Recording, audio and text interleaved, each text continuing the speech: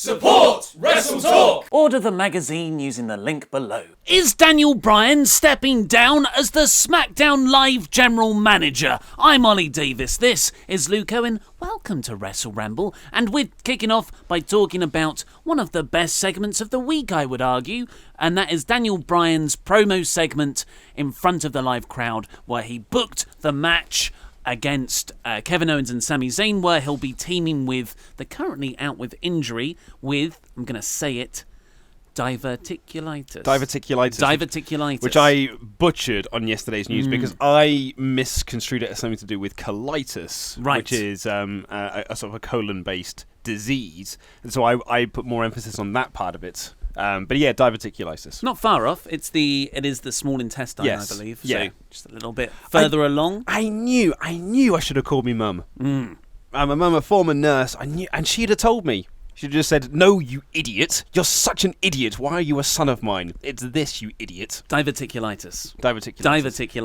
Yeah, it's quite fun to say. It's quite a percussive word. Especially because, although I butchered saying it in yesterday's news, I actually butchered it just trying to say the butchered version of it, which our editor had to work around. Bless his heart. Diverculitis. Is that what I you think were trying to I was say? saying diverculitis or I can't remember what I was saying now, but it was sounds like a swimming scuba disease you get.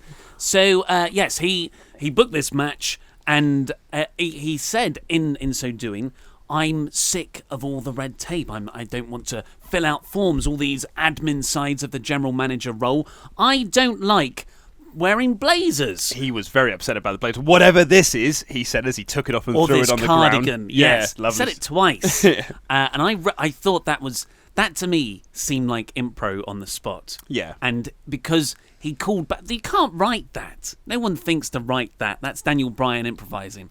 And the way that he back-referenced it by bringing it up again when he's talking about when he takes off the cardigan, blazer, whatever this thing is, and throws it on the floor, Ric Flair style, he should have elbow dropped it.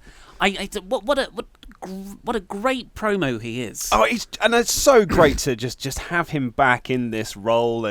But yeah, I mean, I think he most likely is stepping down as general manager. But before we get to that, one of the questions I wanted to ask you is, what are your feelings?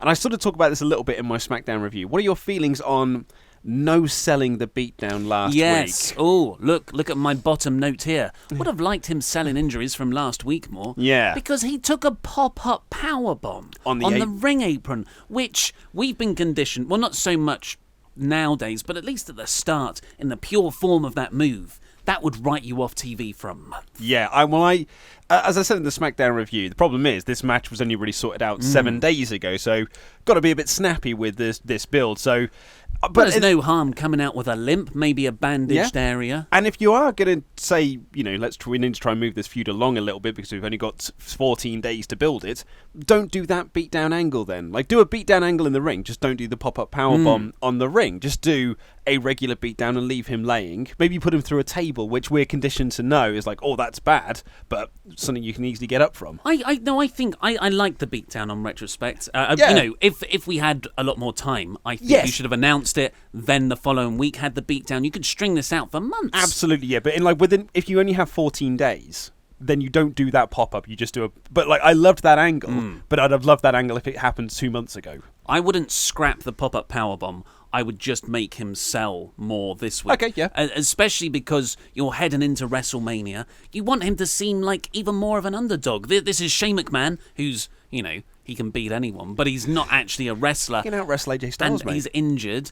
And a Daniel Bryan who's just coming back and he's injured against the dastardly force of Owens and Zayn. Yeah. I like that narrative more. But to have him just come out not selling anything really was a mistake. But everything else I thought was exemplary. I thought Bryan is such a good promo. And by the end of it, he said, I'm going to kick their ass, which, in isolation, is a pretty standard line. Loads of people say, I'm going to kick your ass at this match, probably at Backlash. Yep. But when Bryan said it, I felt like I was watching I was a teenager again, watching my friend shouting at a kid from across the road, I'm going to kick your ass, and I believed him. Yeah. I was like, he's my friend, and I want to see you kick that guy's ass. Yeah, totally. Yeah, so He's I very love this good. segment. Yeah, he is very, very good. I'm so happy to see Daniel Bryan back. And Wrestling Observer were reporting last week that he is going back as a full-time, doing big air quotes for podcast listeners, wrestler. Not sure of his schedule, saying it correctly. It's Dave Meltzer was speculating that it's most likely going to be like Randy Orton's schedule, which is mostly full-time, but he doesn't have to do all the house shows. So you just do limited house show dates, but you're at TV, 3 times out of the 4 per month. So I don't know, it'd be really great to have him back, which means we are likely going to see Daniel Bryan stepping down as SmackDown General Manager following WrestleMania 34. Yeah, not having to wear whatever that is Whatever anymore. that is. He's got new T-shirts that he needs to sell, so we're just going to be wearing those instead. Probably, if going by his track record, horrible T-shirts. Like, do you remember that cap with the beard on the front? What the hell was that? That he has had some disastrous T-shirts over the years. Poor old Daniel Bryan. But after having 3 years of no Daniel Bryan wrestling in the ring, I want him to be a week-to-week character. Yeah. I would be really, really sad to see him only at the big pay-per-views and doing a program every couple of months. Yeah. And I know that's selfish of me. Daniel Bryan wrestling is better than none at all, but I'm greedy and I love the guy. And watching him in this capacity, it's reignited something else in me. Yeah. Because this was Bryan and Punk were that era where I was really, really super into wrestling before I started doing this job, before I became a cynical wrestling news and picking apart everything. So Bryan really is a portal to a simpler time of wrestling fandom for me. Yeah, absolutely. But the question, I suppose, if Bryan is stepping down as SmackDown General Manager after WrestleMania, and let's not forget that 2 weeks ago Shane McMahon said that he was stepping down as commissioner. Are we going to have a complete overhaul of the power play on SmackDown Live? We're not going to have Shane and Bryan in charge anymore. We're going to have maybe 2 new characters step in to those roles. Like, who could they possibly be? Step up, maybe. I would like a Drake Maverick. I was just going to think the exact same thing. Drake Maverick. Because he's already there anyway, because he's got to tape 205 Live. So Save on travel costs. Exactly. And I think that giving Spud that role would be really great. I'd love it to be Drake Maverick. He was the first person that popped into my head. But Mike Johnson of PW Insider speculated, it's important to say. Didn't report, he speculated, this could be one option, but a lot of people have taken that to be hey, this might be happening, that it could be Hulk Hogan, because Hogan, WWE have admitted, they have, said, we are in talks with Hogan, but nothing has been confirmed yet, and Johnson has speculated that, hey, he could go in for the SmackDown Live General Manager role now that Daniel Bryan is stepping down. Have you got any interest in seeing Hulk Hogan? Oh, you just bumped your mug, your retro WrestleTalk mug on the microphone. I did, that was disastrous as maybe coming soon to a stockist. And aren't these beautiful? To answer your question, am I interested in seeing Hulk Hogan as the general manager of SmackDown Live? Not really, no. It's because it's Hulk Hogan. It just seems really weird, just to have him coming out on TV every week going brother, here's the matches tonight, brother. Yeah. I don't know if I can buy him as a general manager. That's it. There's an authenticity. It's taking apart, putting to one side all of the controversy, which is definitely significant and a huge issue in itself. Just Hulk Hogan, he's going to get a pop. Well, he probably won't even get a pop given all that other stuff. But I don't really want to see him at the top in the Kurt Angle role with the bad dialogue and the fumbling through scripted promos. And he will fumble through scripted and promos. And having to recap what happened the previous week at the start of every episode.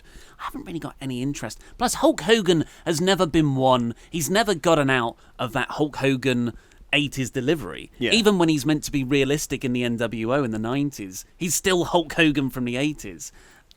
So yeah, I don't really. It'll make it too much about him, and he can't wrestle a match. Yeah, I'd rather it not be Hogan, but I like the idea of it being Drake Maverick. If Shane is staying in, so maybe Shane and Drake Maverick kind of run the show, but if Shane is stepping down indefinitely as well, and I think it's also how serious this diverticulitis is, because it is a very serious thing to happen to someone. By all accounts, he's wrestling, but what impact will that have after that? It's that McMahon wrestling thing. It's just I'll be fine. I'll just wrestle this, and then I'll get it sorted out later. But by taking all the bumps and everything, you kind of just sort of make things worse. So it'll be interesting to see what happens after WrestleMania. Are you saying Shane McMahon takes unnecessary risks? Oh, I mean, I would never say such a thing like that, but maybe, yeah, that's exactly what I'm saying. I don't know what I really want to happen. I wouldn't. Maybe William Regal could be a good presence. Chilly Willy Regal, a British influence in this. You got Chilly Willy Regal and Drake Maverick as the two Brits running the show. I don't like two authority figures. I think it is very unnecessary. We've had it for a long time with the friction. Just have the one, if at all. Like, do we really need them on screen every week? No. Playing the catch-up, playing the role of the voiceover guy in the promo packages? Or, I don't know what I want, really. No. I definitely don't want them to overbear that much on the show, though. Yeah. I would like it to be a wrestler show. I want a nice way to differentiate Raw and SmackDown, maybe. Well, that could always be doing. That would really help us when it comes to Survivor Series, when we do get the one night of the year that Raw and SmackDown stars go head-to-head in direct competition. But the rest of the promo in Daniel Bryan's segment here, he did book Kevin Owens and Sami Zayn versus himself and Shane McMahon with Kevin Owens and Sami Zayn's jobs on the line. Yes, so if they lose, they remain fired. If they win, they'll be reinstated back to SmackDown Live. Brian Alvarez on Wrestling Observer has speculated, again, this is speculation, that Owens and Zayn could lose and then get drafted to Raw, which I think you and I have talked about previously. And they kind of teased that last year as well, didn't they, with the Survivor Series talking angle. to Stephanie McMahon. Yeah, exactly, about possibly going back. So there's options there, but it's one of those matches where I'm not sure which direction it could go, because Kevin and Sami could win and stay on SmackDown Live, but the other side of that is, do you want Daniel Bryan losing his first match back in 3 years?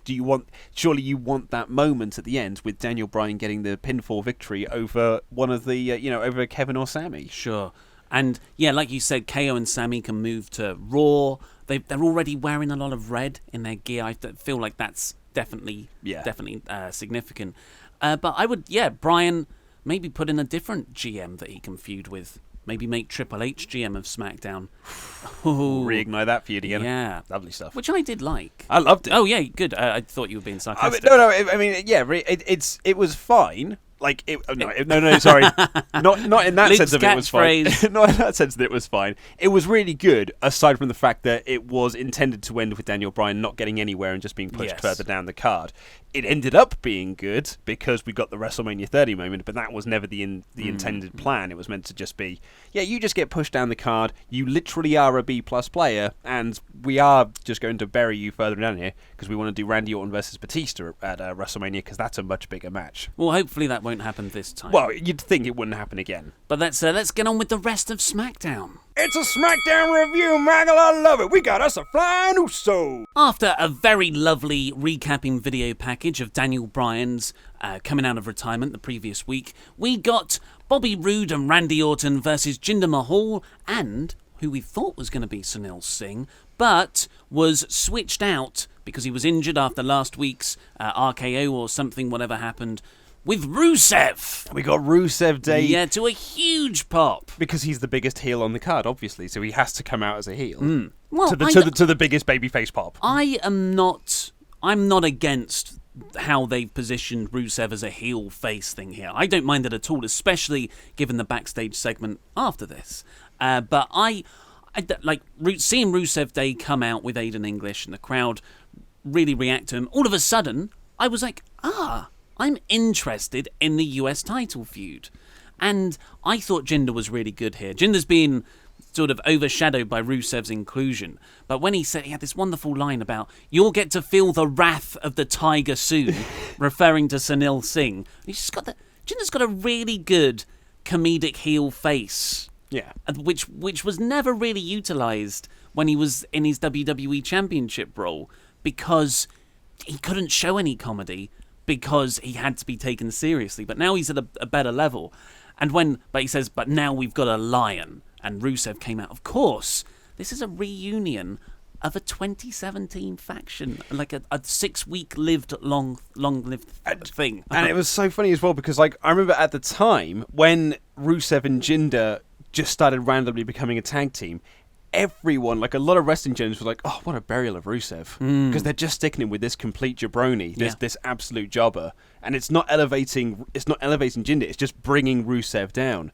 who'd have thought, like, a year later, one half of that team would be the WWE champion, and it wasn't Rusev. So yeah, we got a reunion of that, and actually this. Not only where Rusev made me more interested in the United States title picture, made me a little bit more interested in this match because I like seeing Rusev work, and I like Bobby Roode. Randy Orton I'm a bit touch and go with, but I don't mind Jinder either. So it got me a little bit more interested, and it suddenly made me think. As soon as he came out, I was like, "Cool, it's got to be a fatal 4-way at WrestleMania." Right? Same. And that's exactly what happened. Especially when he scored the pinfall. When Rusev pinned Randy Orton, I was like, it has to be a fatal 4-way now. Like, if it's not a fatal 4-way and it remains a triple threat, then this company is absolutely clueless. But credit where credit's due, they put him in the right place. Yeah, in the backstage segment afterwards, Jinder came up and was like, you know what, thank you, Rusev, I'm going to give you front row tickets to WrestleMania so you can watch the triple threat match. Such a good line. And Rusev, in a babyface way, was like, oh, no, I just pinned the US Championship. The US Champion, mate. I'm going to get added to this match. Yeah. And he goes off, and that's made official later. Yeah. Really nice logic. And when Rusev walked off, Sunil Singh ripped off his neck brace to reveal that injury was a work and threw it down on the ground in frustration. All of Jinder's plan has completely backfired on him. Pretty good stuff. Match was long as well. Went through 2 ad breaks. 2 ad breaks. I think by the time it all was said and done, by the time the pinfall accounted, the show was about half an hour old because you had a really long intro package, then you had a lot of entrances. I think the first bell rang at about 12, 13 minutes into the show. So yeah, it was a long match, but I didn't think it was a particularly interesting match. It was very much just like the heels work down Randy gets the hot tag to Bubbles makes a comeback, heels cut him off, work over Bubbles, and then Bubbles gets the hot tag to Randy. I disagree. I quite liked the match. They told, obviously there was the heels versus face dynamic, but there was also dissension within the faces. Randy Orton kept on tagging himself in or kind of just doing bits outside to distract from his tag team partner Rude. I really liked Randy Orton on the outside. Some of his facials, of course he destroyed a Singh brother when he threw Sunil into the barricade. It wasn't a table close enough by to him. Wrong side of the ring. But yeah, I thought that there was one in particular when Rusev was walking around and it just showed a close-up of Randy's face, just like this sarcastic smile looking at him. I thought that's the Randy Orton I want to see. My favourite bit of this match actually was when the heels were getting the heat on Bobby Roode, and Randy was just very slow at possibly getting in the ring to break up a move, or just being like, I could go, but I'm not really going to, because to him, just winning the match wasn't as important. It's just like, if his opponents get worked down, but going into WrestleMania, that puts his chances much higher. This sort of sums up this episode of SmackDown and how it is different to Raw, in that we're 2 weeks out from WrestleMania here. SmackDown, in this segment, and I would argue pretty much all the others, effectively built. Didn't do anything spectacular, but very effectively built WrestleMania matches. Ooh, presumably saving all the big angles for next week's go-home show. Whereas Raw did, just plodded along. See, it's so interesting because I actually feel that this was exactly the same as Raw. We're 2 weeks out from WrestleMania. We've got to save all of our good stuff for next week for the go-home show.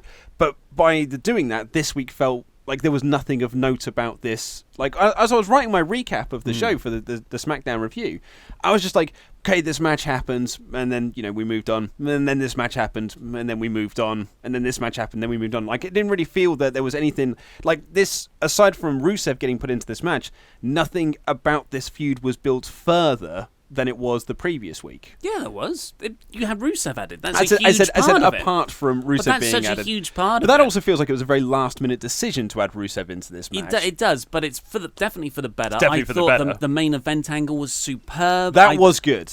Bryan announced the match with a great promo, and we got the tag team three-way confirmed. Yeah, but the tag team three-way was more or less confirmed 2 weeks ago. But I think to say it's not noteworthy is disingenuous there. No, I think all the stuff that we thought was going into this, aside from Rusev, we more or less knew a couple of weeks ago. I felt that there was nothing in the matches. There was nothing really, the following match. There's nothing really noteworthy about that. Actually, I'll tell you what. There was one noteworthy thing about it, but we'll come on to that a little bit later on. But I will say that I really did like the closing angle with AJ and Nakamura. Cool. Well, I'm going to keep track of this as we go through then. So, first segment, noteworthy thing with Rusev being added to the four-way. Yes, but the match itself was fine.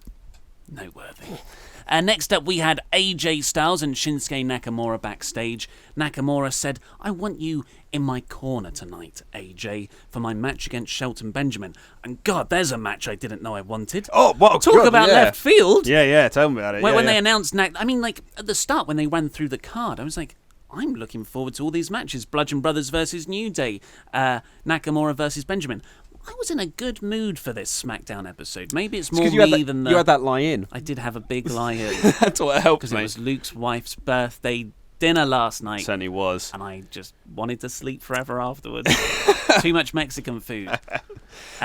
Yes, this was. I've actually written here that Nakamura wants AJ in his corner as they both want each other at their best for their WrestleMania match. But my overarching question about this is why hasn't the build for this match been more exciting?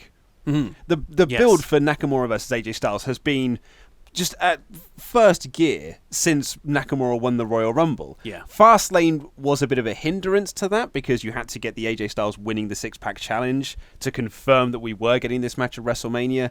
But it just feels that this match is we're in the same point when Nakamura said, "I challenge AJ Styles," to where we are 2 weeks out from WrestleMania.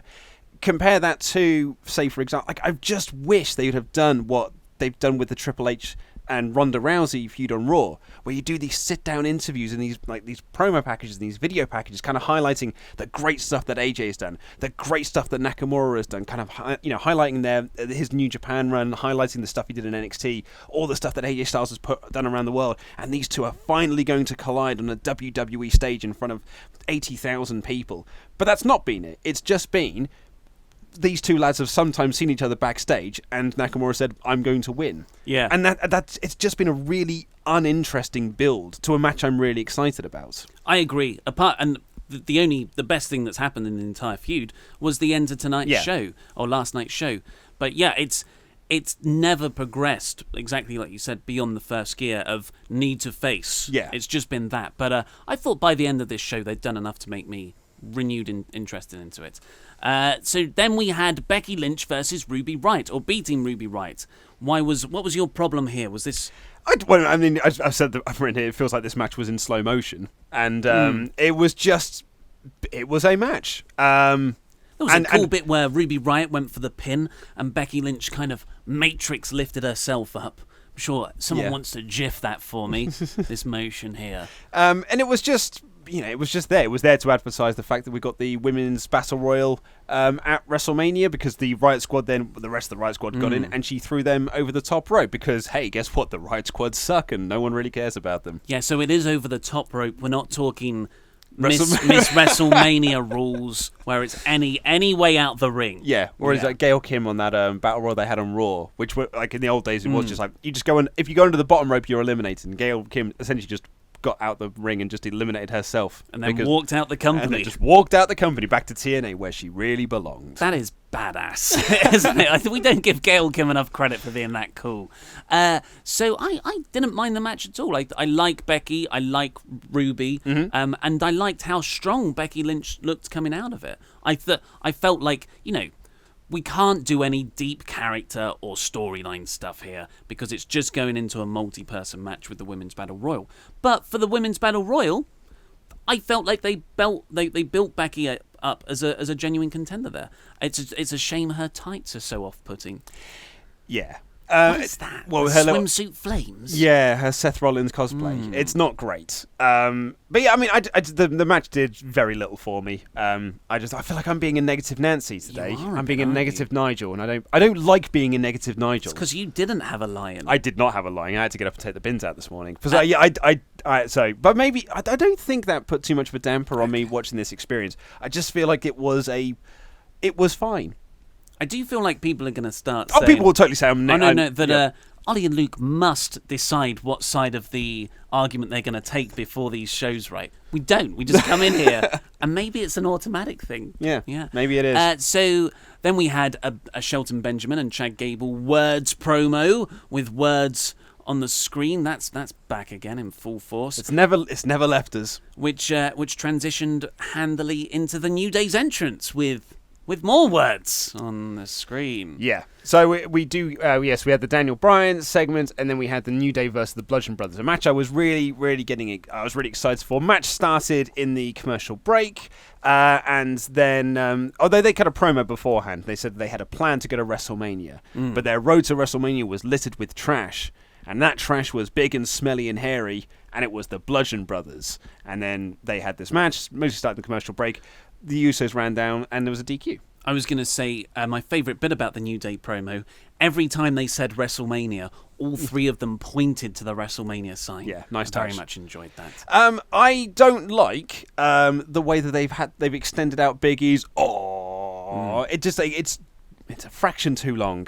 I preferred it the way it was previously. I'll tell Kevin. That really is that is nitpicky of the most nitpicky. But I just preferred it the old way. But you have to get the graphics up now. But I liked how Woods was taped up from the injury from the Bludgeon Brothers beatdown at Fastlane. And like you said, Rowan started to take out New Day members on outside, and then he gets the hammer, but then the Usos run down, and that causes the DQ. But the Usos and the New Day are arguing in the ring, and they scatter when the Bludgeon Brothers get in, and that sets up that triple threat for Mania, which was announced later on.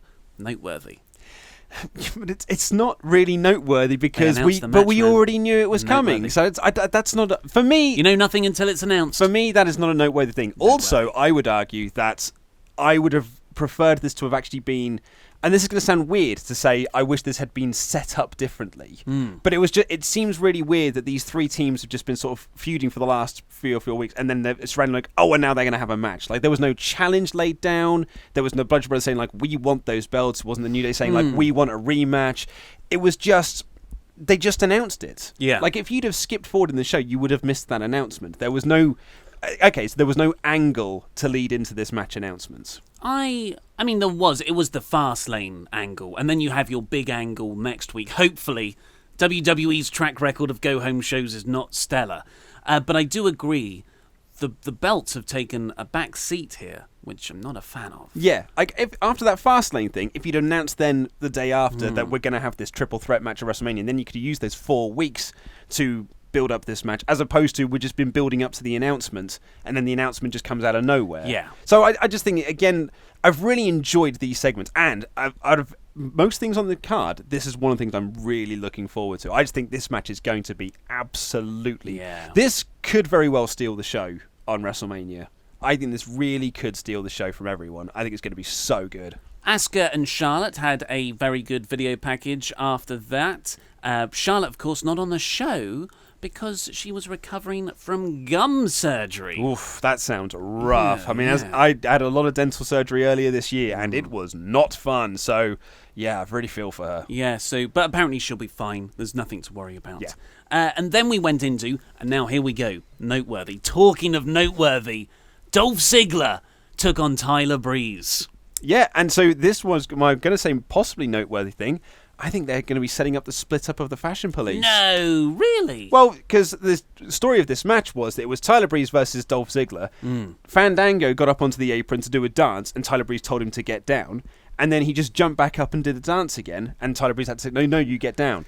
And then there was a point in the match where Dolph Ziggler rolled to the outside. Tyler Breeze rolled to the outside with him and chased him around the ring. Fandango thought that Dolph was chasing him, so he started running, and all three of them started running. It was a complete comedy match.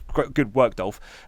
You've gone from WWE Championship match to a joke match with the... but it's fine. And then they would just run around the ring, and then Dango kept continuing to run around the ring, which distracted Tyler Breeze, and Ziggler got the win off of the back of that. I wonder if this is our first step into a split up of the Fashion Police, and we're going to get a Tyler Breeze singles run. You know, that's not terrible. As much as I love the Fashion Police, they haven't done anything with them since the Fashion Files last year. And we both know how talented they are as singles performers. Yeah, absolutely. But I love a comedy match. It was funny. I really liked the running round the ring spot, and then Fandango kept running, and then he got cramp, which I enjoyed a lot. But yeah, like you said, Ziggler has gone from WWE Fastlane main event, and just over a month later, Andre the Giant Memorial Battle Royal. I think it was only 3 weeks ago he was cutting a promo saying, like, I've never had a singles match at WrestleMania, and this is going to be the WrestleMania where I'm going to have a singles match. He'd reportedly signed this big money contract. He was one of the highest paid guys, reportedly one of the highest paid guys on the roster. He was going to get this giant singles push. There was even rumors he was going to have a match with Shane McMahon at WrestleMania, and here he is, just an entrant in the Andre the Giant Memorial Battle Royal, which no one could possibly... The commentators credit are trying to do their best to say, like, hey, the Andre the Giant Memorial Battle Royal, like, that catapults careers. Cesaro is a tag team champion off the back of him winning it 5 years ago, and Big Show is going to go into the Hall of Fame one day. Baron Corbin, he debuted in the Andre the Giant Memorial Battle Royal and won it. I can't even remember who won it last year. Oh, Mojo. Yes, Mojo. And then he said that quite a bit with the other one. First. Is he a WWE thing? Yes, Mojo won it, and that's really catapulted him. Who else has won it? Cesaro, you said. Big Show twice. Oh, has he won it twice? Corbin, yes. Oh, okay. I think so. Yeah. I don't care. Well, right, my point proven. So, yeah, I mean, I feel bad for Dolph. I feel really bad for him. But I wonder if this is going to be... I'd love to see Tyler Breeze get a serious singles push. Because, like, during this match, I wrote down, I was like, oh, yeah, this was Tyler Breeze's first feud when he came up from NXT. Yeah, wow, was against with Lana. No, not with Lana, with Summer Rae. Summer Rae, sorry, I get my blonde. Because it was Summer Breeze. Yes. Especially with a draft presumably around the corner, maybe that's where you split the Fashion Police and they can have more substantial singles pushes. The main event was Shinsuke Nakamura versus Shelton Benjamin. It was very short, but I really liked it. As I said in the SmackDown review, it was just about to get great, and then the finish happened. And I was like, oh, but it's like, you remember you said last week you'd love to see Braun Strowman Cesaro Universal Championship match on a pay-per-view. Shinsuke Nakamura versus Shelton Benjamin for the WWE Championship. Sign me up, because if they got given... It's never going to happen. It's never going to happen, but you give them 20-25 minutes, because this match was just about to get so good. But because it's like TV match, you have to cut it a bit short. And I just like, I want to see more of this, because it was a striking. It was submissions. The ending sequence was really good. Loads of really clever reversals. Like the paydirt into the armbar was a really nice spot. Like I want to see more of this. But it's just Nakamura's fighting for the title in 12 days' time at WrestleMania. Shelton Benjamin hasn't been built up as a threat. Nope. As much as I would have loved to see a long match here, this was the right match. Nakamura had to dominate and win very quickly because Benjamin isn't that kind. Now is not the time to do a great surprise TV match from someone lower down the card to elevate them. That's when you're not 2 weeks away from your biggest show of the year. But the little bits they did do was great. Like you said, the opening exchange I really liked with the mat wrestling, and the Northern Lights suplex that Benjamin hit.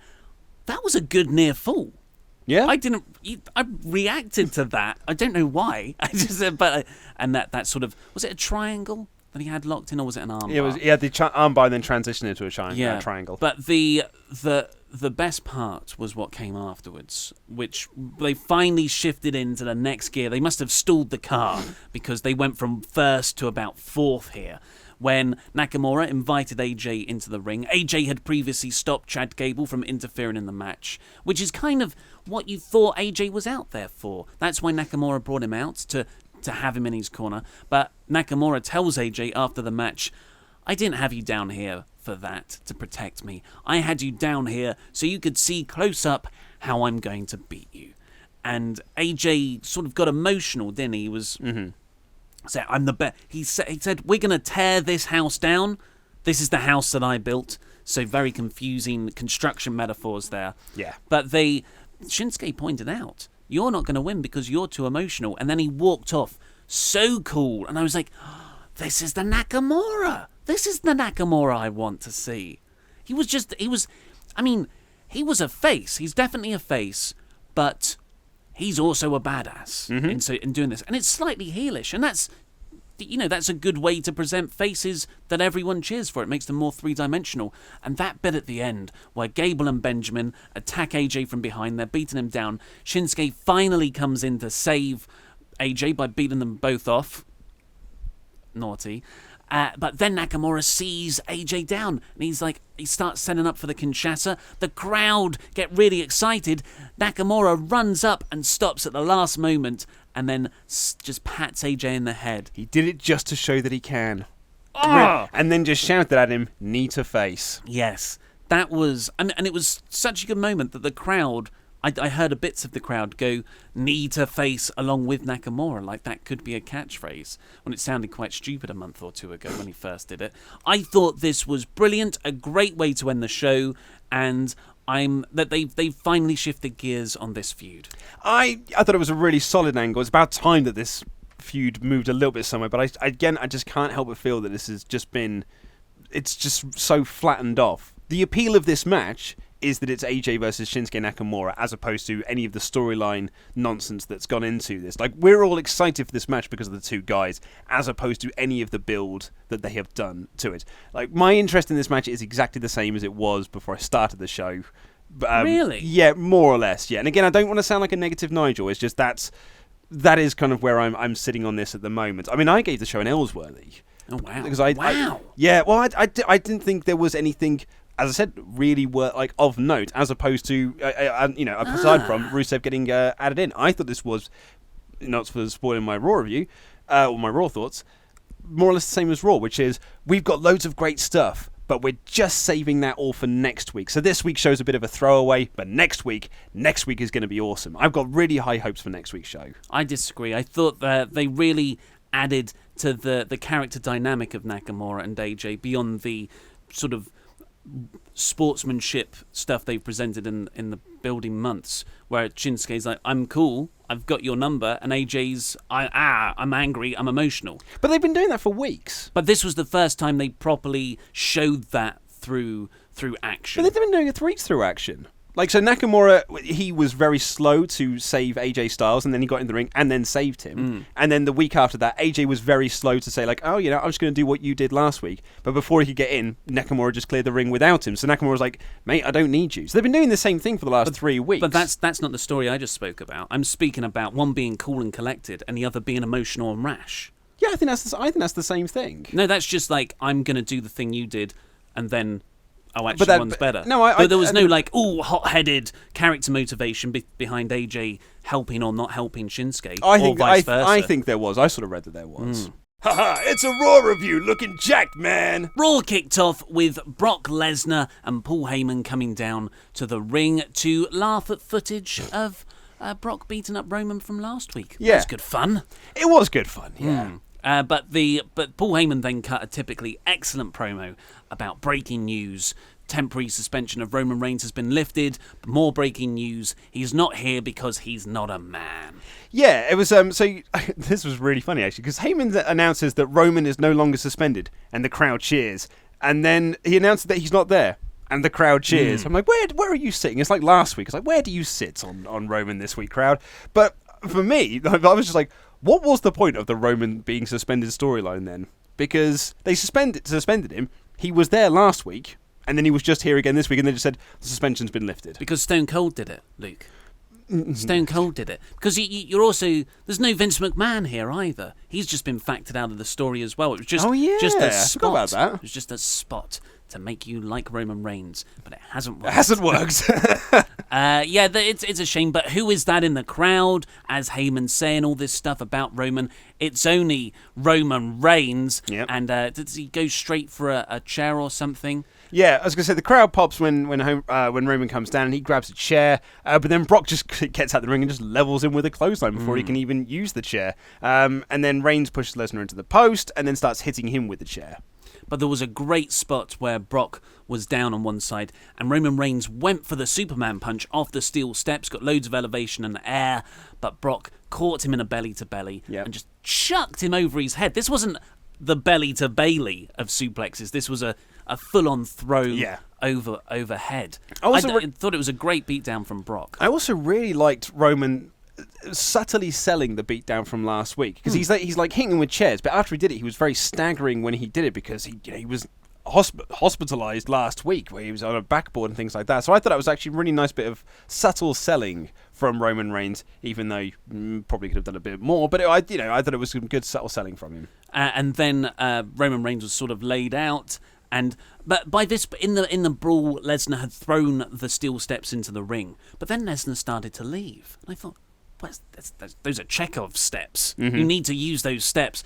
And lo and behold, Lesnar turns round, gets back into the ring, and gives a brutal-looking F5 to Roman Reigns on those steps. Yeah, So man, that looked like it sucked to take. He's standing alongside the steps, and he throws Roman, so Roman lands gut first on the edge. Oh, that looked like it hurt a lot. That was a good spot. Great spot. Again, I don't want to sound like a negative Nigel. As I said sort of off mic, I'm going to get absolutely crucified in the comments today for being far too negative, doing big air quotes. And I said you build up all that goodwill with the fantasy booking.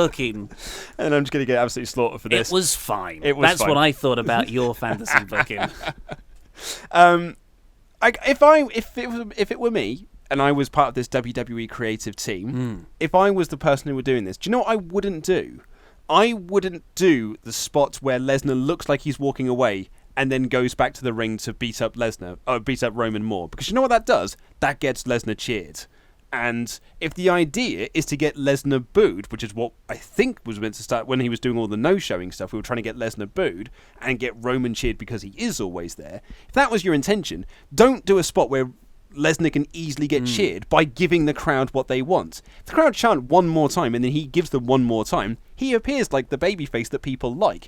If the crowd chant one more time and he just flips them off and walks away, that might get him booed. And people might cheer Roman off the back of that. It's a crazy idea, but it might have worked. Yeah, I agree. You couldn't have done the steel step, but maybe that's even better. If you set up the steel steps, we know as an audience what to expect, but then he just fakes out and doesn't do it. Doesn't do it. That would have been great. I just think this whole, now we're 13 days away as of the Raw taping. I think this storyline's a botch. Well, they went through it. They did all that work to get Brock booed, and it was kind of working, but never really properly worked. And now, as of this week, everyone's back to cheering Brock Lesnar. It's so weird because they've just changed the story. The story went from Brock not being there, Brock no showing, to being here all the time. I don't understand how we got from point A to point B. I don't think it's worked at all. I think it has been a bit of a swing and a miss. And the whole leaving WWE, Brock doesn't care about you guys. That's fallen by the wayside for the last 2 weeks in favour of some beatdown spots. And they're different enough. Last one had the arrest, and this one had the steel stairs spot, but they are just beatdown spots. Yeah, they're beatdown segments. There wasn't really anything that furthered it. So, well, what they're doing the same thing as you said about the Daniel Bryan match. Is like, you want to see the underdog Daniel Bryan, the injured Daniel Bryan, and the injured Shane McMahon trying to overcome these big bullies. The exact same thing here. We're meant to be supporting the big dog Roman Reigns going up against the bully Brock Lesnar at WrestleMania. Roman Reigns, he's not at 100%. How can he possibly survive the onslaught of the beast? But, oops, he did. So, that's where we're meant to be going here. Which would work if people cheered Roman. Well, it's not. It wouldn't even work then, though, because it would have worked then. The whole point of Roman Reigns is that he is not an underdog. That it's inbuilt in his moniker. He is the big dog. So all these the underdog story is not the story you tell with Roman. If you're gonna push him as a babyface, push him as a badass destroyer. Mate, did I travel back in time? So the clocks did go back. We did go back. It's 2014 all over again. I know. So it's hopefully Paul Heyman turns on Brock and sides with Roman. That's I was willing to see where that storyline was going, but I'm not interested. Yeah. So we're back to begging for that Roman heel turn. Afraid so. Next, we got Mickie James versus Nia Jax. Mickie coming out to Alexa Bliss's music, which is such a heel. Such a heel. What a heel that she is now. Nia dominates, and then Mickie slapped Nia, which that was a mistake because Nia just started to beat the holy heckins out of her. Mickie James is good here. Yeah, I thought it was Mickie James, but I've written here, why don't you just have Jax squash James? Like, I wouldn't have made it so competitive. Yeah.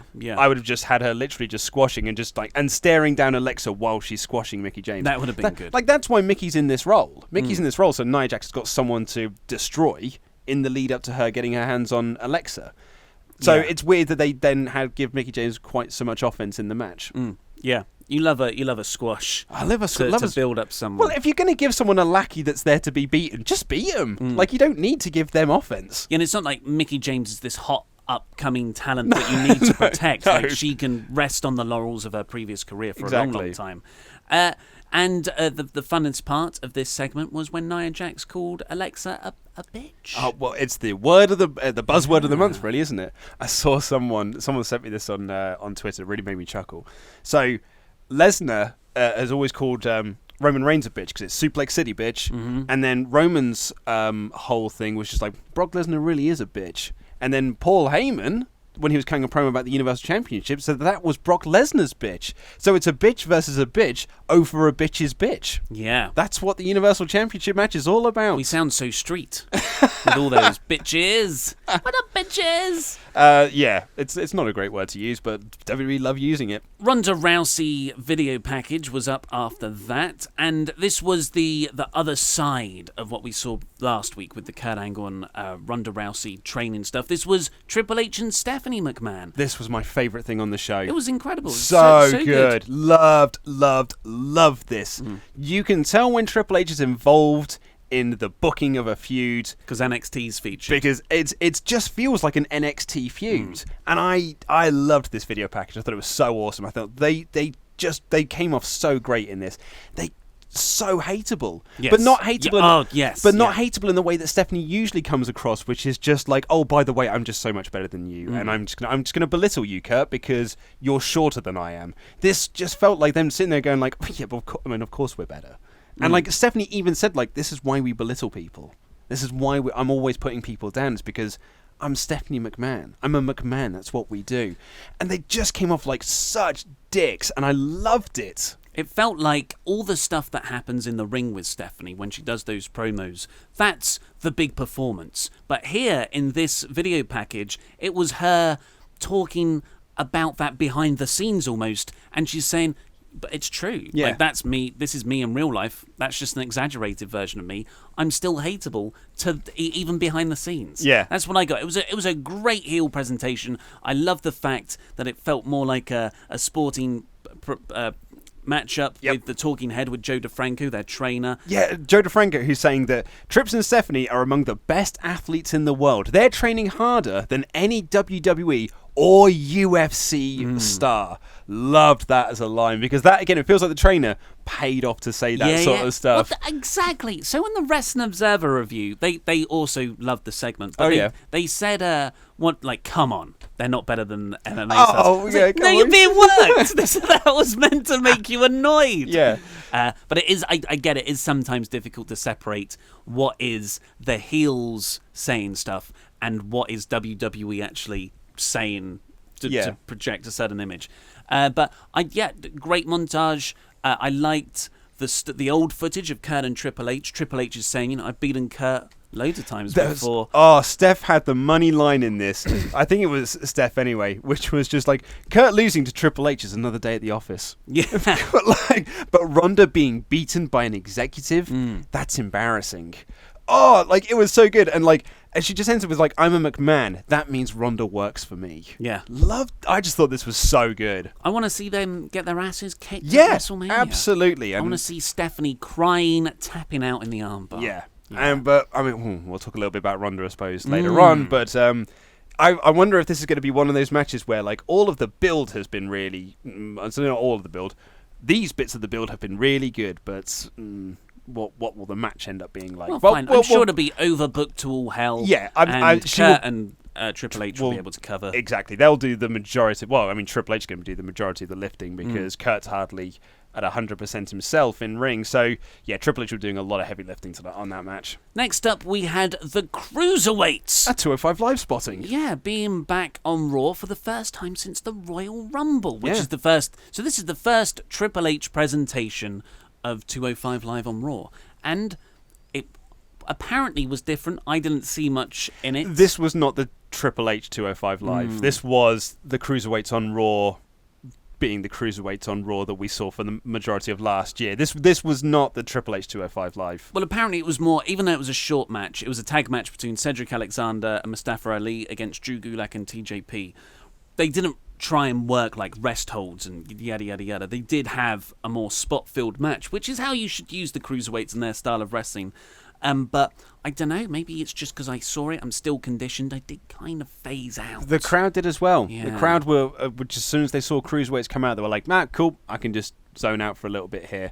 But apparently, I haven't seen it yet, but there was a four-way, I think, on 205 Live this week, which it was like Tozawa, Mark Andrews, Buddy Murphy, and someone else. I have to apologise, I haven't actually watched the match yet, but I've seen some of it in GIF form. And there are some incredible spots in that, like really, really, like sort of the stuff that made me go like, wow, I need to check that out. Like if you put maybe that match on here, would have been something a little bit different.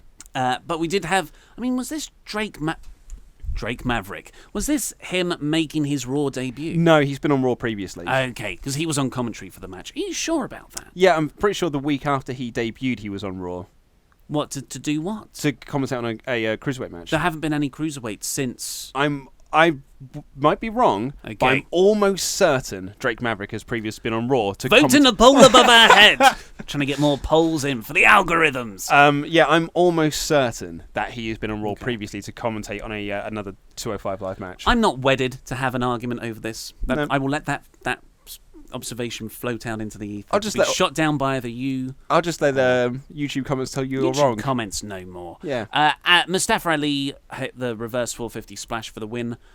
What a move. What a maneuver. Alexander and Mustafa Ali, of course, will be the main... not the main event of WrestleMania. Oh, yeah, That'll they be wish. a turnaround. Main event of the pre-show, maybe. Maybe. They're culminating their tournament final. And let's be honest, it's opening the pre-show, let's be honest. Miz TV next. In a segment that a lot of people say was one of the best things about Raw.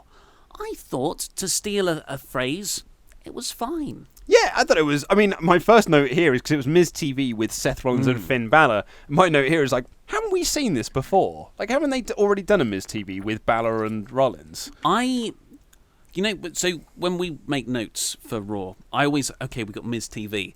And I just automatically write, the guest is Miz.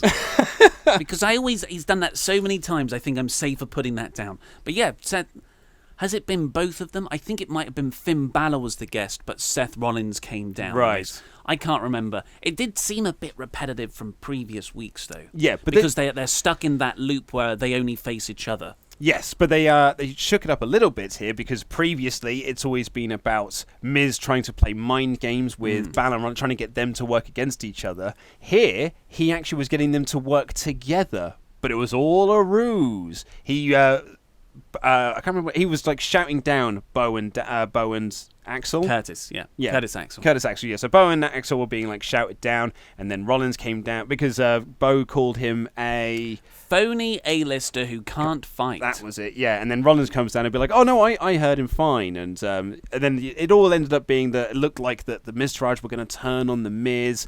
But then they just attacked Balor and Rollins, and then you got Corey Graves kind of like, genius, what a genius move. But I was just like, huh. Like, I believe you said that the Wrestling Observer said that no one bought into the Miztourage turning on the Miz. But actually, I kind of did. Like, I didn't think that this was all mind games and stuff. But then when the swerve happened, I was like, oh, okay. Doesn't make a whole mess of sense. And then there was like, oh, it's mind games. It was all one big plan. I was like, oh, all right. Cool. I mean, they could have just beaten them down anyway. Don't get why you needed to draw it out. I mean, because this segment went, I'd say conservatively 45 minutes. But, it probably would have been shorter. Yeah, it's just... It wasn't like what a devious plan. What a swerve! Really had a unique thing come out of it. No, it was another way of doing a beatdown. Yeah. So I've seen that quite a few times, but a lot of people liked it. I really did like the line. Bo Dallas's line was good with the phony A-lister who can't fight. But then when Miz was rolling off how he's going to be the greatest champion, better than Intercontinental Champion, better than Randy Savage, better than Shawn Michaels, better than Mr. Perfect, and then the crowd like cottoned on before I did. They all went ooh, and Curtis Axel turns around like that because of course Mr. Perfect was his father, and Miz then immediately started to backtrack. And then I thought, they are doing the turn. They're breaking up Miz from these two guys, and not the worst time to do it. You can move people around in the shake-up or the draft after WrestleMania. I don't want to call it a superstar shake-up anymore. It's a stupid phrase for the draft. And that sort of makes Miz a bit more vulnerable going into the Mania match. Yeah, it was fine. It was, I agree with you for once. It was fine. For once. But it was all a ruse. The Miz Taraj attacked Rollins and Balor. Galanderson ran down, but they were beaten off as well. But then Finn Balor posed with the belt while smiling over Seth. So Finn actually clobbered Seth at the end. Yes. Yeah, he did. It was fine. Yeah, it's going to be Seth Rollins versus Finn Balor next week, which is pretty damn mouthwatering. I was going to say, well, they had that match a couple of weeks ago, didn't they? Which was really great. Then we got a generic Kane promo. I've written here, it was spooky. Red lighting in the background. Said stuff like John Cena is going to hell. He didn't get any of the words. I would have liked, like, little fire emoji, little skull emoji. That's what this needed. Yeah. It was like emojis. It's not going to make it worse. It's not going to make it any less boring. That's just, that's... I could get angry about that's reserved just for SmackDown, mate. Do you think Vince, because he's very protective over the Kane character, is like, no, Kevin Dunn. No emojis on Kane. For a second, I thought you were going to say he's so protective over Raw. He's like, well, don't do that stupid stuff over here. This is a quality show. I like this one. Then we had Asuka beating Jamie Frost, who is a local wrestler. Apparently she's a manager on the indie scene. I read somewhere that this was her debut match anywhere. Oh, really? Yeah, it was,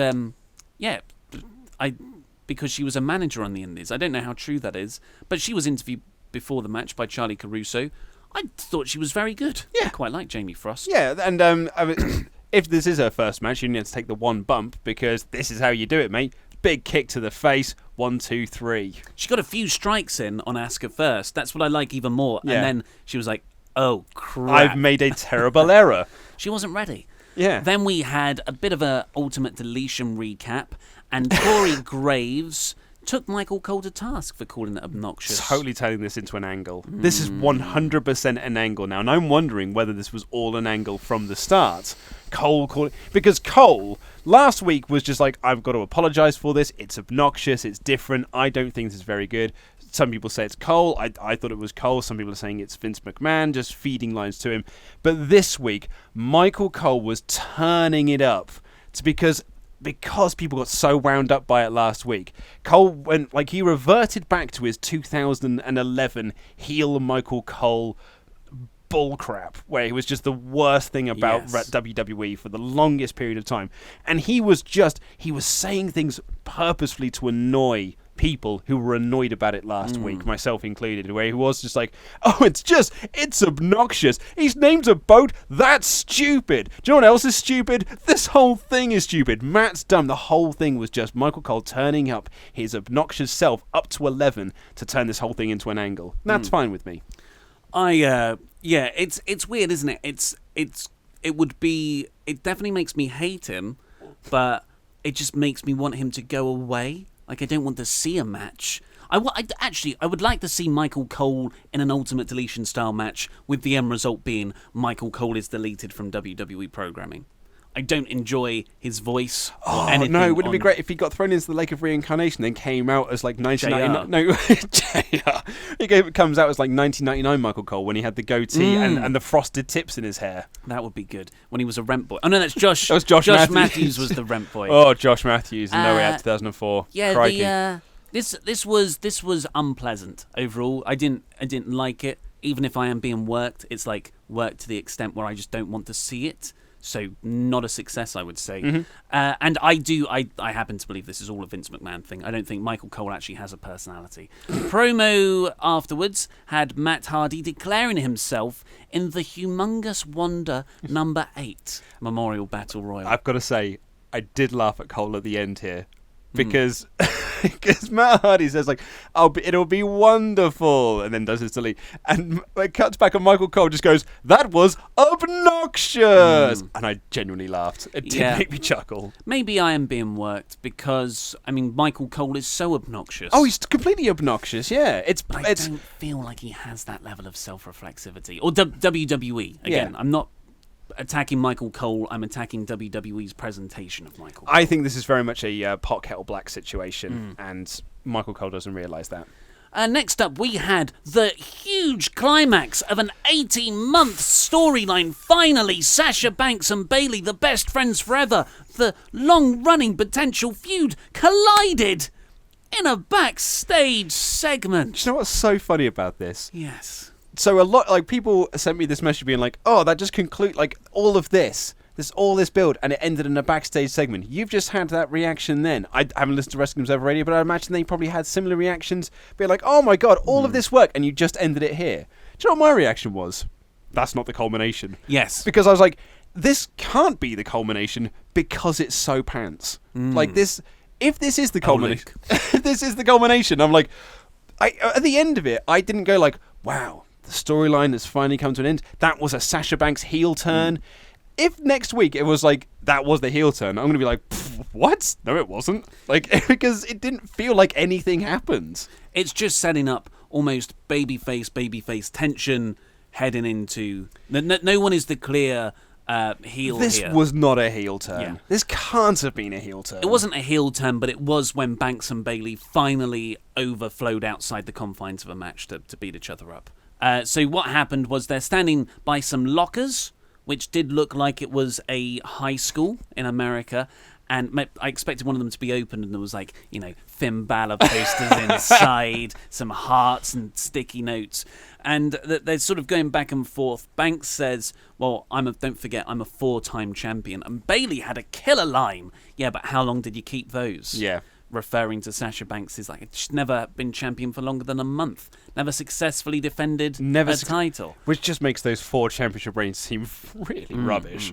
And they brawled around the backstage area. Sara Del Rey turned up.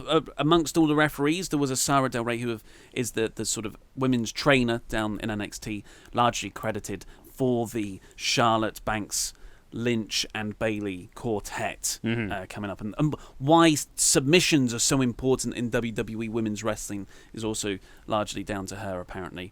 And this was, like you said, I agree, it's not the big turn, but it's something else to set up them fighting in the Battle Royal, and maybe it's a program that will happen after Mania. Yeah, I think so. It has to happen after Mania. There's no space. There's 14 matches on the WrestleMania card. There's no more room for a 15th. And Kid Rock's going to have a 20-minute concert, probably. I hope so. Yeah, medley that up. If WrestleMania 25 is anything to go by, I hope it's 50 minutes. But this was much better acting here, I thought, than it would have been in an in-ring promo. I've written here, this had less heat than you'd think. Yeah. Because it's past it. Because they cut back to the crowd. The crowd just didn't react to it at all.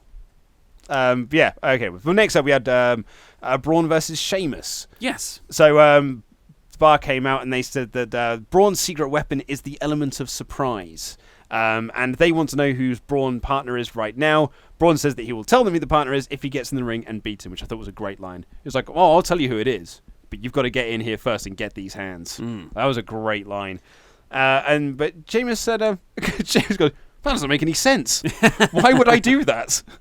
That was awesome. I quite enjoyed this as a big heavyweight match. Two big guys just going at it. Loved it. Like two big guys going at it in a wrestling match. Yeah. And we still don't know who the partner is because Sheamus lost. So, don't know. Mystery. Well, yeah, but there's a lot of people. Some people think it might be Big Show. If it's Big Show, I think that would be such a... Well, it wouldn't make sense in that he was the guy whose kayfabe retired him. Yeah. And also just like that would be such a lackluster announcement. Big Cass doesn't seem like it'd be a particularly great announcement either. I think the only person that really makes sense is Ellsworth. Or Elias. But then, he seems to be doing his own thing as well. Yeah. Then we had Ronda Rousey's in-ring segment, which was promoted all the way through Raw. Probably the biggest promoted segment. And so Kurt comes out first, and I thought, God, is this the start of Raw again? Because I'm just so conditioned to seeing Kurt recap stuff that happened the previous week. And Ronda comes out. She looks like she's got an eye condition. Well, so we're going to talk about this makeup situation. Do we have to? Ronda Rousey, she looks silly. Is it a thing? Oh, okay. I mean, she wears eyeshadow. She wears red eyeshadow, a lot of it. It looks like she's been crying or she's been hit in the face. I think she looks rather silly. Well, she wears eyeshadow. Like that's all I can really comment on it. And it would be better if she... I mean, maybe I'm only noticing this stuff because her promo delivery is not great. Do you know what it is? WWE need to stop treating her like a celebrity. Like, that's what this really needs. They need to start treating her like she's an active member of the roster, that she is one of their people, because she comes out, she gets this, like, almost celebrity stuff. It's like Jay Leno when he was in WCW, or Dennis Rodman, because she just comes out glad-handing people. So, I was thinking about this morning while I was in the shower. I was thinking about this segment because it's kind of been playing on my mind a little bit. The whole Ronda Rousey thing has been playing on my mind a little bit because I'm trying to be positive about it. I've tried to be positive from the get-go. But segments like this and the segment last week with Dana Brooke and some... It wasn't aired, though. It wasn't aired, but, a lot of people saw it. It kind of keeps sort of dragging me down. And I think... Okay, so here's the thing. I think her character is that she is a celebrity who is happy to be there. So she comes down, she glad hands. When she's cutting her promos, they are not good because her character is, I'm not very good at this because I'm just a celebrity. But then when people are trying to attack her, that's when you get the real Ronda Rousey. Okay. And then Ronda Rousey kind of switches mode. She gets the scowl on her face. She starts beating people up. And then she started trying to lock in the armbar on Rose or Deville. I can't remember which one it was now. Rose. It was Rose. And kind of was like, whoa, don't do this now. Get off her. And then she stood up and she goes she has to sort of it's almost like the Hulk. She is Bruce Banner until you attack her and then she becomes the Hulk. I think that's her character. If that is her character, then it does make sense. If not, then I don't know what they're doing. That's a really good take on it, I think. Yeah, but it's not working. It's not. No. Oh yeah, don't get me wrong. It is not working. But I think that's what they're thinking. I think that's what they're doing. But I don't know. I just don't know anymore. They actually gave her some pretty decent lines by WWE standards. I really like the trust fund tough. Yeah. Personal trainer tough. Talking about Stephanie, she's not really... But it's all it's lost in delivery. Yeah. It's lost in delivery and timing. She hasn't got that WWE speak of just here is where you hit the beat. Here is when you say this line. It's just feels like words. She rushes and takes forever at the same time. Yeah. And whereas everyone else... Oh, my God, some confetti. Whereas everyone else kind of feels like they've got a... It's almost like she's not holding the mic in the right place. Yeah, it's not... She sounds a bit quiet. Yeah, she's not holding it close enough to her mouth. Because... so someone's got in touch with me on Twitter to kind of talk about this because he really didn't like this segment because he felt that it's almost buried Paige a little bit because she was the real star. She was getting all the heat and Ronda was doing nothing with it. And it just... And my sort of response to this is with Ronda, what they need is time. But time is the last thing that they have no time. It's the least amount of stuff that they have. She needs so much time and energy kind of put in this to make sure her promos are right, make sure she's got kind of good in ring, making sure that when she does these planned choreographed spots that they look natural and they don't look choreographed. But time isn't on their side at the moment because we're a week out from Sunday from WrestleMania. WrestleMania is a week Sunday, and it just does not feel like Ronda is at that right level yet for a big WrestleMania match. Do you know the way round that? Don't book her to talk. Don't book her to do that blocking spot. Because the throws and the armbar look great. Yes, and do you know what? Also great last week when she was just sat down and she was just doing that. That was such a great. I loved that promo package. And she looks great when they do the promo packages where she looks like a badass when she's doing her training and stuff. That all works great. It's when these in-ring segments are the stuff that aren't helping her. Maybe what she needs to do is do them on house shows. Maybe just practice them on house shows. Just have her go out there, just do it in front of a live crowd so she can kind of get used to it. Don't do it on Raw. Yeah. That might be a way around it. I think that would be a great way around it. Of course, you've got the problem of mobile phones and this stuff getting out, but I think that would be better than what you're doing now. Yeah. And if, like you said, it will give her the live experience. Yeah. Paige came out to interrupt this and said, why don't you join Absolution? And this transitioned into Sonya Deville going to attack Ronda Rousey. Ronda Rousey Jedi blocked it in slow motion. Looked terrible. It was the same spot as the Dana Brooke one last week. In fact, it was the exact same spot because it then went into the judo throw over her head, which Mandy Rose was meant to land on Sonya Deville, but Sonya was out of position. Yeah. So that didn't look brilliant. That doesn't help either. But that's not Rousey's fault. No. And as I've written here, like, this is when Ronda looks great. This is when she looks awesome, when she's throwing... And Absolution was kind of like the perfect people to do this with, because they have no momentum at the moment, so you can just kind of feed her these people to just throw around and look better than, because she's the star, so to speak. So, like, I don't mind that at all. Although Paige called her baby girl 30 or 40 times. Like, she just kept saying it. It's almost like Paige is doing that because she doesn't have a character now. She's just like ad-libbing these lines in, like, if I keep calling her baby girl, maybe that will be my character. That's what my character is now. Because WWE aren't doing anything for me. When Ronda did go into meme mode, I love the facials. Like, she looks like a different person. Like, she's just become Frankenstein. And when she had the armbar, Frankenstein's monster. My apologies. Had the armbar locked in. That looked great as well. And it's McMahon and Triple H having a face-off against Ronda and Kurt next week. Yeah, which should be... The go-home angle. Go-home angle. Maybe that will go on last. No, Undertaker will return, won't he? That will be last. Yeah. One of my favourite things I've ever seen on the internet was someone had defaced a copy of Mary Shelley's Frankenstein. Because at the end of it, when the Prometheus is going off, and it's just like... and at the end of it, they're just like written in pencil. It was like, and from afar, you could just hear him shout, "I don't mind if you call me Frankenstein." Nice. Galanderson beat Miz Taraj next in... I mean, the crowd were dead. Yeah. Luke Gallows did his best. And then... Oh, but the commentary said that Galanderson really looked like they're building themselves up for tag title contention. So maybe that's a post-WrestleMania direction for them. There was also, like, when they hit the Magic Killer in 1, the lights dimmed and then came back up. There was like... It felt like... Yeah, it felt like the lights turned off in the arena and then turned back on. And then, I've written here... Was that a giveaway that the Undertaker is showing up tonight? And then, because I'd forgotten that happened, I just remembered, I was like, maybe that was all a work. Wow. Maybe they did that to make you stick around because you think that the Undertaker is going to show up. Hey, ingenious. Stranger things have happened. Then we had Elias taking on Rhino. Elias himself. I mean, he's only been gone a week or two, but God, I missed him. He was great. He's very good at what he does. Yeah, he said he'd sold out Madison Square Garden last week, so coming to Cleveland is a huge disappointment. and he's got this really good bit that he's worked into his act now, where he'll sing the song about how bad your hometown is. Then he'll say, how bad the Cleveland Browns are, and then he stops playing, and as not part of the song, he goes, "Seriously, how bad are the Browns?" And then he starts playing again. I thought it was great. Yeah. I forgot Rhino had entrance music. Yeah, that happened. And Elias quickly won, and then he beat up Heath Slater afterwards. Yeah. So nothing really there. It really does feel like if he's not Braun's partner, he's Andre the Giant Memorial Battle Royal. Like, we'll find out next week, obviously, but yeah. Or maybe we'll find out at WrestleMania. Not if he announces himself for the Battle Royal next week. So, if he doesn't announce himself for the Battle Royal next week, then he very well could be the partner. The main event was John Cena versus Kane in a no DQ match.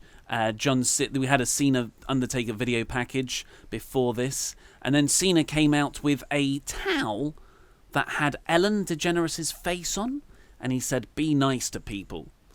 I don't know what that meant. We don't live in America. We don't get the Ellen DeGeneres show, so maybe people can let us know what it is. I mean, we have Google, so I suppose we could Google it, but I don't care enough to know. So I mean, you can let us know, but I don't care enough to know. But he said, "Be nice to people," and then he's really nasty to a retired man who gave a hip to the business. So, I don't know. This Cena versus Kane match, I've seen a lot of people criticise it for being slow motion and not very well, not like who wants to see Cena and Kane in 2018. I actually didn't mind it. Yeah, I thought it was fine. Because I thought the no DQ stuff was sort of covered for that. Yeah. I like Cena doing the throat slit and taunting the Undertaker using the choke slam spot. Choke slam was cool. That was a good spot. The sit up was great as well. And the crowd really noticed those bits. Cena's very good at, he deployed those spots, really working the crowd well. And me watching at home. And of course you had the looming spectre of a potential Undertaker return at the end of it. But that isn't what happened. John Cena beats Kane, and then he gets up and he's like, well, do something then. Do something. And there's nothing. And he's like, it's really pleading. Like, 'cause at one point he's like, just do something, and then just like throws the mic down, like, for God's sake. And it was a real like passionate, just do something. Yeah. And I really like this John Cena. John Cena is so, and he keeps saying, like, if I don't get this match, I'll go as a fan, and that will be great. But that's not what I want. That's not what these people want. They want to see this match, so just do something. It's like, it's a desperate John Cena, and I mean, we've had our issues. We kind of criticised this, like, I have no path for WrestleMania. We're like, of course you do. You're John Cena. Andre the Giant Memorial Battle Royal. It's he will just declare. It's an option, mate. It's like, just go and do it. So we've had these issues for it, but I actually really like that he's had now this almost 4-month build of him being like, I need to have something for WrestleMania. He's now 1 week out from, or 2 weeks out from, less than 2 weeks out, and now he's like, I need this so badly. Do something. I like this. Yeah. I really am a fan of this. I really agree. And although Taker didn't appear here, which some people were disappointed about, not having him appear here is going to make next week, where I presume he's going to show up, seem so huge. And when they finally get that Cena Taker stare down, we're watching WrestleMania 25 at the moment, and the Shawn Michaels Undertaker feud, and how great that build was. And it's just I feel like it's a similar thing. The match quality probably won't be as good, because this is nearly 10 years later for Taker and wrestling John Cena rather than Shawn Michaels. But yeah, I'm looking forward to it. And then Cena finishes the show with one of the most unsettling expressions I've ever seen him do, which was his version of the rolling eyes. I was surprised when I saw that image that I didn't get sent it more on Twitter. I thought that would be screen capped aplenty and sent across to me. It's meme-orific. It is very meme-orific. Who won Raw versus SmackDown? Click the I above our heads to have your say. I mean, you've already you've said you didn't enjoy either of them, really. But I'm going to go Raw, though. Are you really? Yeah, I really enjoyed the Ronda Rousey video. Well, the Triple H Stephanie video package, and I quite like the Cena stuff with Kane. That 5-minute video package was better than Rusev getting added, the Daniel Bryan promo, and the AJ Styles Shinsuke Nakamura angle. I don't know, SmackDown just left me cold, but when you say it like that, it does seem very silly. And, I mean, talking noteworthy, and the triple threat match was finally confirmed. Again, it makes it sound very silly, and Tyler but like, Breeze is going on a singles run. well, now you said that. Now we're on to SmackDown. Yeah, I don't know. It's like, I think SmackDown was the better show, but at the end of it, I was like, nah. At the end of Raw, though, I was also similarly, nah. Like, neither show really did anything for me, but it was when we were kind of recapping now, I suddenly realised how much I really enjoyed that Triple H video package, how much I really enjoyed the John Cena stuff, how much I really enjoyed other parts of Raw. But, like, so, I don't know, but then there were other parts of SmackDown that I really enjoyed. I just didn't think it was a particularly great week for either show. So, I'll just say SmackDown because you've talked me into it. Yes. I thought Raw was sort of just... It didn't do anything. Nothing progressed. Whereas I felt like SmackDown, nothing much really progressed, but it did it a lot more excitingly and more engaging for me. So I'm choosing SmackDown. But overall, I think in-ring wrestling was ignored this week. I missed a good match. I felt that way too many talking segments, way too many video packages. Maybe that's why SmackDown didn't do much for me this week, is because usually on SmackDown you tend to get like a really good match. On Raw in particular, you tend to get a really good match as well, and maybe that's why I've just felt a bit cold on both shows. It just felt like both shows were in autopilot before we get to it. And as I've said before in SmackDown reviews, if I feel like I could have missed a week of TV, then that show has not done its job effectively. And I really do feel like I could have missed this week's SmackDown and tuned in next week and been in the exact same position I was 2 weeks previous. Well, controversial. You wouldn't know 3 new matches. The internet exists. Click the videos that have just appeared on our laps to catch up with the latest WrestleTalk news or WrestleRamble. Subscribe to this channel, and of course, please do go and subscribe to the podcast version wherever you get your podcasts. And go on, pledge on Patreon, because we'll have our WrestleRamble extra podcast reviewing WrestleMania 25 up soon once we've finished recording it. They take ages to do. They certainly This do. has been Luke Owen, I've been Ollie Davis, and that was Rambling.